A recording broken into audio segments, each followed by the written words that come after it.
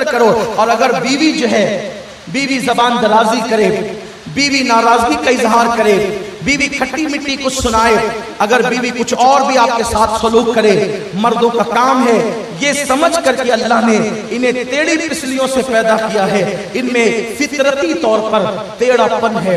اب اس ٹیڑھے پن کو جب قدرت نے سیدھا نہیں کیا ہے، خالق نے انہیں ٹیڑھا بنایا ہے اور خالق نے انہیں ان کی فطرت میں ٹیڑھا پن رکھا ہے، تو مخلوق انہیں سیدھا نہیں کر سکتی. اللہ کے رسول علیہ السلام نے ہمیں فرمایا دیکھو اللہ نے عورتوں کو ٹیڑھی پسلی سے بنایا، اس کو سیدھا کرنے مت جاؤ، سیدھا کرو گے تو توڑ دو گے، اور توڑنا طلاق دینا ہے. ان سے پیار کی باتیں کرو، ان سے محبت کی باتیں کرو، ان سے بحث و مباحثہ مت کرو، ان سے تو میں زگ زگ مت کرو.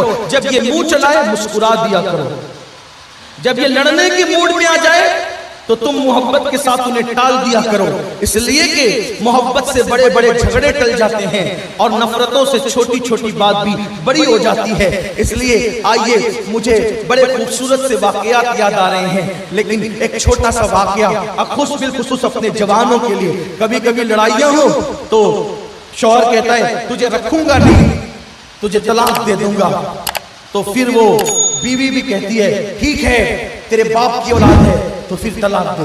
تو یہ 30 مار کھا تو پھر اس کا غصہ کب تھمنے والا؟ یہ تو سوچتی ہے نا کہ طلاق دے دو دوسری مل جائے گی. یاد رکھنا ٹھیک ہے دوسری تو ملے گی لیکن ایسی ہی ملے گی یہ کوئی گارنٹی نہیں. دوسری تو ملے گی لیکن ایسی ہی ملے گی گارنٹی نہیں. اس کا خاص خیال رکھنا، بہت توجہ کرنا اس پر، ناقدری مت کرنا. اگر کوئی عورت کہتی بھی ہے بد زبانی بہت بے باک ہوتی ہے نا، ہوتی ہو سکتی ہے، اگر اتنے باپ کہو گے تو طلاق دے، تو آپ اس کو طلاق دینے کی بجائے یہ کہیں الحمدللہ اپنے باپ کا ہوں اسی لیے تجھے جھیلنے کی طاقت رکھتا ہوں. وہ جو بن باپ کے ہوتے وہ جھیل نہیں پاتے. ہاں جو باپ کی اولاد ہے نا، اس لیے کہ باپ کی اولاد ہی بڑے ہمت والے ہوتے ہیں.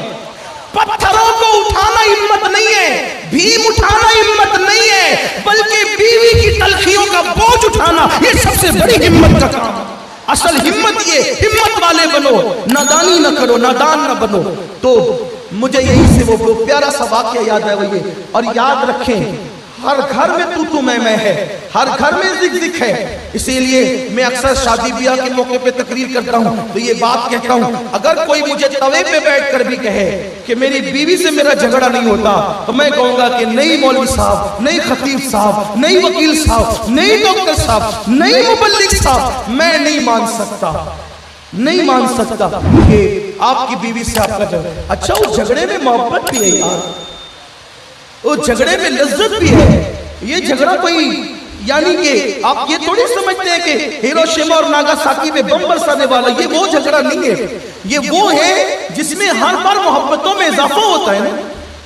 کسی نے کہا ہے کہ روٹنے کا سبب تو تم جانو، ہم تو مصروف ہیں منانے. اس کی لذتیں بھی کچھ اور ہے. لوگوں کو چاہیے کہ اس کا بھی ذرا لذت لیا کریں کہ کوئی روٹے تو اس کو منانا بھی تو سنت ہے. قربان